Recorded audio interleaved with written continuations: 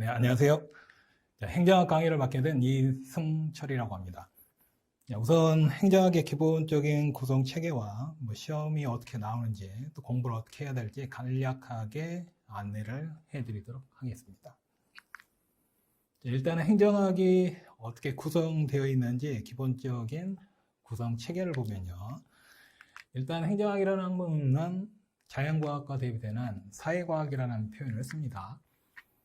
사회현상에 대한 연구와 관련되죠. 자연과학은 자연현상을 연구해서 그 자연현상의 법칙을 발견하고 거기에서 발견된 법칙을 인간 생활에 이렇게 활용하는 측면이 있죠. 즉 순수과학과 응용과학이라는 표현을 쓰는데 행정학도 역시 이런 측면을 사회현상에 적용한 것이라고 보시면 됩니다. 학문으로서요.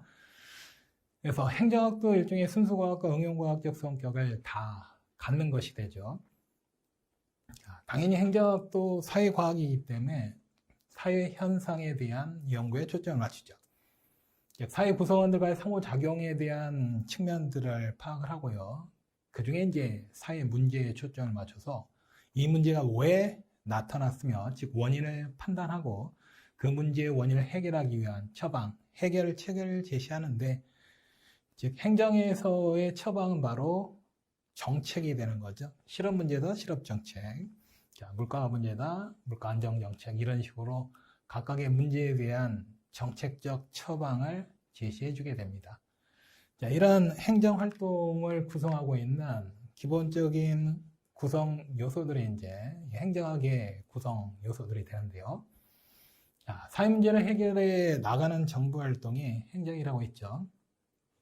이런 사회 문제들은 개인적인 문제들이야 개인이 알아서 하겠지만은 사회에 존재하는 많은 수의 사람들이 겪고 있는 사회 문제가 사회에서, 즉 민간 부분에서 해결이 안 됐을 경우 국민들이 정부에 의해서 해결되기를 원하게 되는데, 그게 바로 행정 수요가 되는 겁니다. 그래서 국민 대다수가 원하는, 해결되기를 원하는 문제에 관한 욕구가 사회적 욕구가 되고, 그게 행정 측에서 해결되기를 원했을 때 행정 수요가 되며, 정부 측에서 이걸 인식을 해서 해결해 나가는 활동을 하는 것이 이제 행정 기능이 되겠죠. 이 행정 기능은 정책을 통해서 이루어지게 되고, 이 정책은 일정한 목표를 달성하기 위해서 이루어지는 것이고요. 그 목표라고 하는 것은 사회 문제 해결이라는 것, 즉 국민이 고통받고 있던 이 문제로부터 벗어남으로써 일반 국민들이 이익이 되는 공익을 목표로 하는 겁니다. 그래서 이 정부의 활동과 관련된 정책과 관련된 정책론이라는 분야가 있고요. 그리고 이 정부 활동을 하는데 필요한 수단이 되는 것들이 사람, 돈, 조직이 있습니다. 그래서 인적 자원, 물적 자원, 그리고 조직이라는 게 있죠.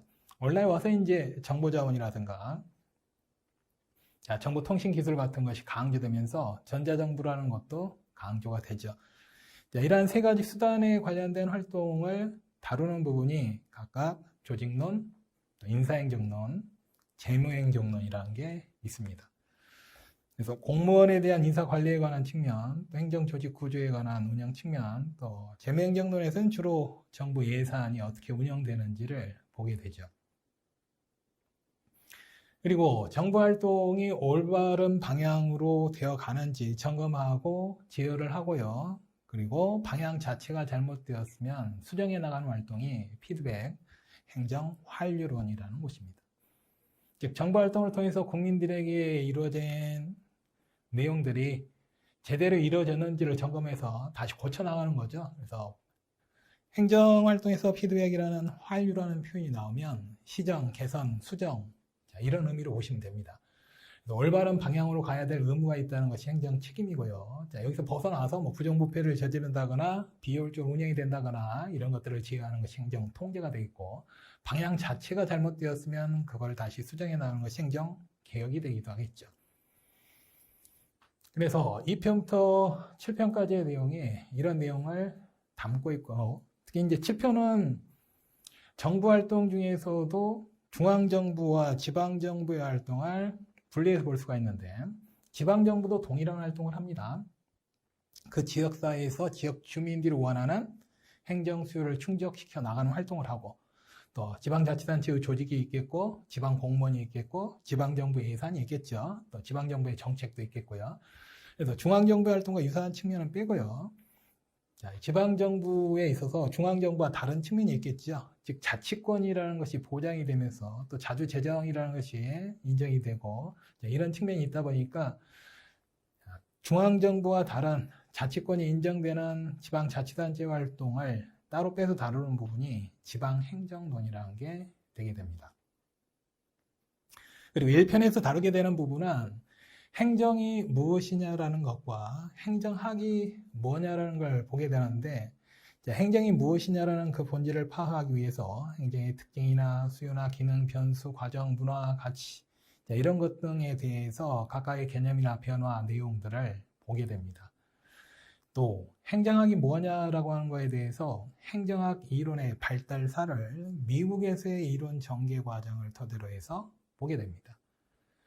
행정학은 미국에서 출발해서 성립 발전을 했다고 봅니다. 일반적으로. 역사가 오래된 학문도 아니고 19세기 말에 시작한 학문으로서요. 그래서 미국에서 시작해 오늘날에 이르기까지 이론들이 어떻게 전개되어 왔는지를 보게 될 거라는 거죠. 그래서 전체적인 구성 체계는 이렇게 구성이 되게 됩니다. 자, 그리고 여러분들이 이제 행정학 시험을 치르게 되면 시험의 출제 방식들이 이제 있는데, 물론 이제 출제 행정학이 객관식 문제로 출제되는 시험이 국가직, 지방직 7급이 있습니다만은 그 외에도 여러 시험들이 있습니다. 물론 이제 이런 부분의 시험들도 교수님들이 들어가기 때문에 출제 성향은 반영은 될 수는 있겠죠. 그래서 여기 이제 각각의 출제 기관들이 약간 여기는 다르죠. 국가직이나 지방직 7급은 인사혁신처의 시험 전문 출제 기관이 따로 있습니다. 그래서 50여 명까지 이제 20명에서 50명 정도의 하나의 팀이 한 과목을 출제를 하게 되고, 보통 출제위원은 3명 정도로 지구대학 교수도 구성이 되고요. 또 문제는 이제 전국 교수들에게 의뢰해서 매년 2회 정도 이렇게 업데이트를 하고 수정 보완도 합니다. 출제 방법이 이제 선임된 출제위원들이 들어가서 문제은행에서 발췌를 하든 본인 직접 출제를 하든 또 문제은행에서의 내용을 수정해서 출제하기도 하죠. 난이도는 행정학 시험이 딱 일률적으로 정해진 게 아니었는데 7급 같은 경우는 이제 선호 문제가 약간 좀 심화된 문제가 나오긴 했지만 7급 문제라 해서 뭐 9급 문제하고 큰 차별은 없습니다.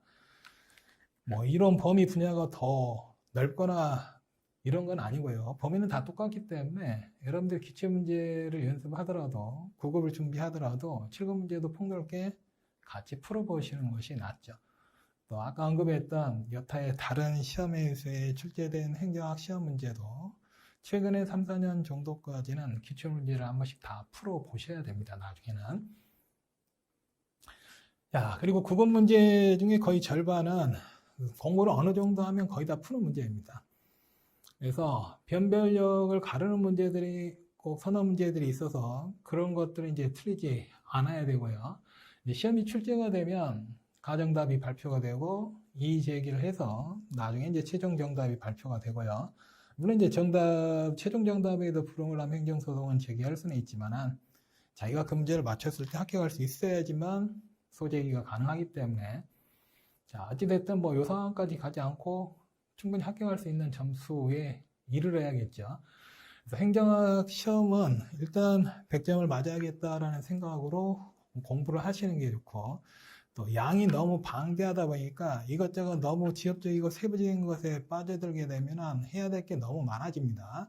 그래서 기출문제를 봐야 되는 거는 그 기출문제를 보다 보면은 교수들의 성향이 어떤 식의 문제에 대해서 관심을 갖고 더 많이 출제하는지를 파악하기 위해서인 것이고요. 자, 그래서 초점을 좀 잘 맞춰서 집중적으로 좀 봐야 될 부분은 더 자세히 보셔야 되죠. 그리고 뭐 아주 세부적이고 어려운 문제를 하나 더 맞는 것보다는 쉬운 문제를 틀리지 않는 게 중요합니다. 남들 틀리지 않는 것을 나도 안 틀려야 기본적인 점수를 얻을 수 있는 것이 되고요. 그리고 지금까지는 행정학이 선택 과목이었기 때문에 난이도 조절상 다른 선택 과목과의 난이도를 맞추기 위해서 아주 어렵게 내거나 하는 경우가 없었습니다만은 내년부터는 이제 필수 과목, 즉 2022년부터는 필수 과목화 되기 때문에 난이도는 얼마든지 조절할 수 있고요. 또 시험에서 차지하는 비중도 100점 그대로 들어가죠. 조정 점수제가 아니기 때문에 이제. 그래서 행정학에서 어느 정도 점수를 따줘야 됩니다. 그래서 목표는 100점으로 잡고 하시되, 물론 이제 일부러 의도적으로 아주 어려운 문제는 한 문제나 두 문제 정도 낼 수는 있습니다. 공부를 해도 어차피 수험서에 안 나오는 내용이 어쩌다 한번 나오는 경우는 있지만 대부분 다 수험서에 표기가 돼 있는 문제들이 나오고, 또 변칙적인 게 나온다 하더라도 기존에 수험서에 있던 내용을 유추해서 생각해 보면 충분히 다 맞출 수 있는 문제들이 나옵니다. 그래서 수험서를 기반으로 해서 충실히 공부하신다면 거의 뭐 100점 맞는 데는 큰 지장은 없죠. 자, 공부를 하실 때는 일단 이론서와 기출문제집 한 권을 선택해서 그 한 권을 계속 반복하셔서 보셔야 됩니다. 기본 이론서하고 기출문제집이 연계가 되어서 단원별로 된 것들이 좋겠죠. 그래서 그 이론서에 해당되는 부분하고 기출문제집에 해당되는 부분을 매칭을 시켜서 어느 정도 이론 부분 보시면 그와 관련된 문제를 바로 풀어보는 게 낫습니다. 즉 이론서 다 끝나고 나서 문제집 보려고 하면 다 잊어버립니다. 그래서 어느 정도 보시고 나서 기출문제, 그만큼 파트에 해당되는 기출문제를 그 단원별로 된 걸 한번 풀어보셔서 교수가 출제위원이 이런 식으로 문제를 출제를 하는구나, 이런 내용이 있었는데 이렇게 바꿔서 출제하는구나 라는 것을 파악할 수 있어야 되죠. 그래서 기본 이론에서의 이해함기, 또 적용 분석이 연계가 되어야 되기 때문에 항상 문제집은 기출문제집을 토대로 해서 보셔야 되고요. 또 몇 번 봐야 되느냐는 정해진 게 없습니다. 사람마다 기본적인 역량이나 이력이나 이런 게 차이가 있기 때문에 일단 시험 보러 갈 때까지는 아주 여러 번 반복해서 봐야 됩니다. 하지만 무턱대고 계속 읽고만 있을 게 아니라 반복이 될수록 양이 줄어들어야 되죠. 그래서 공부의 범위나 내용을 조절해서 여러 번 보게 되면 일부러 암기하려고 하지 않아도 익숙해지게 됩니다. 행정학 공부하시는 분들 중에 간혹 처음에 이제 공부하다 보면은 각종 이론이나 제도 명칭이 나오고 또 학자 이름들이 나열이 되는데 그게 어렵다고는 하지만은 반복 안 해서 그러는 거죠. 여러 번 반복해서 보다 보면요, 딱 어떤 이론 명칭이나 학자 이름이 나오면 그건 어떤 거다라는 특성이 바로 떠오르게 돼 있습니다. 그래서 처음부터 끝까지 한번 읽는 시간을 단축을 시켜서 시험에 실제 응시하러 갔을 때 그 직전에 한 바퀴를 다 내가 점검할 수 있는 정도를 마련해 두셔야 됩니다. 또 행정을 어느 정도 공부해 놨으니까 이제 그만해도 되겠지 이래버리면 다시 또 점수가 하락을 합니다. 그래서 어느 정도 궤도에 올렸다 하더라도 중간중간에 계속 점검할 수 있어야 됩니다. 그거는 이제 전범에 걸친 문제들을 한 번씩 풀어보셔야 되는데 그것도 역시 기출문제 한 해분, 즉 어떤 연도분 기출문제 하나를 이렇게 전체적으로 점검해 보면은 전 범위에 해당되는 것이 또 체크가 될 수 있겠죠. 또 문제집 같은 경우 푸는 경우에도 다음에 내가 풀어도 다시는 안 틀리겠다는 거는 다음에는 안 풀어도 됩니다. 물론 처음부터 그렇게 하라는 건 아니고요. 문제집도 처음 풀 때 다 답 달고 푸지 마시고 푸실 때 틀린 문제들을 문제 번호 앞에 이렇게 체크를 해놨다가 다음번에 또 틀리는지를 확인해서 여러 번 틀리는 문제는 확실히 이론서를 보고 연계시켜서 확인하고요. 또 질문을 해서라도 자신이 모르고 있었던 걸 확실히 확인해 두셔야 됩니다. 그래서 일종의 공부 방법은 행정학에 대한 따로 여러 인터넷에 이런 데 공부 방법 소개는 되고는 있지만은 간단합니다. 여러 번 보는 길밖에 없습니다. 익숙해지는 길밖에 없습니다.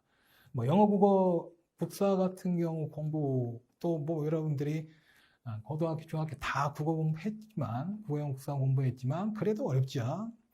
자, 행정학은 처음 접하는 학문인 경우에는 어느 정도 시간을 할애해서 좀 쏟아 부어 줘야 됩니다. 그 궤도에 오르게 되면은 그때부터는 이제 유지하기만 하면 되는 것이기 때문에 어느 정도의 점수대에 오르기 위해서는 계속 반복해서 봐두셔야 됩니다. 그렇게 해서 여러 번 늘릴 필요는 없습니다. 양을 많이 늘리는 것보다는 갖고 있던 거에서 좀 조절을 잘 해서 나중에 한 바퀴 돌릴 때 어디 부분을 집중해서 보고 어떤 부분을 한번 읽고 넘길지를 조절을 좀 잘 해 두셔야 되죠. 그리고 행정학을 공부하다 보면은 각종 이론이나 제도, 이게 이제 제목에 나오죠.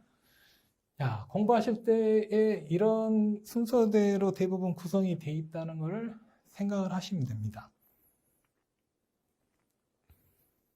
항상 어떤 제도나 이론이 나오는 데에는 배경이 있습니다. 왜 나왔는가 하는 것이죠. 그건 이제 시대 상황이 존재를 합니다. 그 시대에 어떤 사회 문제가 대두되거나 또 과거의 제도나 이론이 뭐 이런 문제에 대응하는 데 적절하지 못했거나, 그러면 이런 걸 해결하기 위한 차원에서의 제도이니까 특징을 보면 이 문제를 해결하기 위한 방법들이 들어있겠고, 과거의 이론이나 제도를 수정하는 내용들이 들어있겠죠. 그래서 장점이나 순기능은 이런 문제를 해결해 나갔다는 차원, 과거 문제를 어떻게 보완했다는 차원, 이런 것들이 장점이나 순기능이 있을 테고, 단점이나 한계, 문제점은 다시 이제 시대 상황의 변화라든가 이런 제도의 운영 과정에서 생긴 문제점 때문에 한계나 단점, 이런 것들이 이제 드러나게 되죠. 그러면 다시 이게 배경이 되어서 이 이론이나 제도를 수정하게 되는 이론이나 제도들이 다시 나오게 되는 겁니다. 그래서 항상 머릿속에 이런 걸 생각을 하시면서 어떤 이론이나 제도가 나왔을 때 이 구조화에서 왜 나왔는지, 그래서 어떤 특징을 가졌는지, 그로 인해서 어떤 효용이나 장점을 가지게 되었는지, 그 뒤에 어떤 문제가 생겨서 다시 또 어떤 이론이나 제도로 연결되어 가는지, 이게 이제 행정학 체계에서의 흐름과도 관련이 되어 있고, 행정이론 발달사에서도 이런 흐름의 연결성이 있습니다. 그걸 생각하시면서 공부하시면 훨씬 더 이해가 쉬워질 수 있겠죠.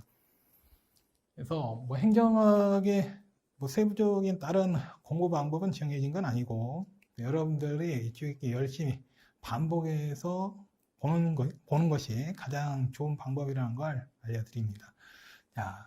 열심히 공부하셔서 좋은 점수 되시길 바랍니다.